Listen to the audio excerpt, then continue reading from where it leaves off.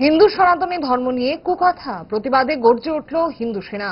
হিন্দু সনাতনী ধর্মের উপর আক্রমণের বিরুদ্ধে সর্বত্র প্রতিবাদে গর্জে ওঠার আহ্বান জানিয়ে আজ ধর্মনগরে বিক্ষোভ প্রতিবাদ মিছিল সংগঠিত করা হয়। শহরের নানা পথ ঘুরে বেড়ায় এই বিক্ষোভ প্রতিবাদ মিছিল শেষে মিলিত হয় প্রতিবাদ সভায়। সভায় বক্তব্য রাখতে গিয়ে সংগঠনের এক কর্মকর্তা বাম নেতৃত্ব জিতেন্দ্র চৌধুরীর তীব্র সমালোচনা করেন।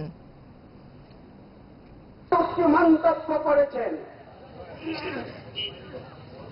তিনি প্রকাশ্য সভাতে বলেছেন ব্রাহ্মণরা নাকি এক সময়ে গো মাংস খেতে ভালোবাসত, গো মাংস না দিলে তারা অসন্তুষ্ট হতো, এমন সব বিভ্রান্তিকর মন্তব্য প্রকাশ্য দিবালোকে মিডিয়ার সামনে তিনি রেখেছেন। আমি জিতেন্দ্র চৌধুরীকে প্রশ্ন করব,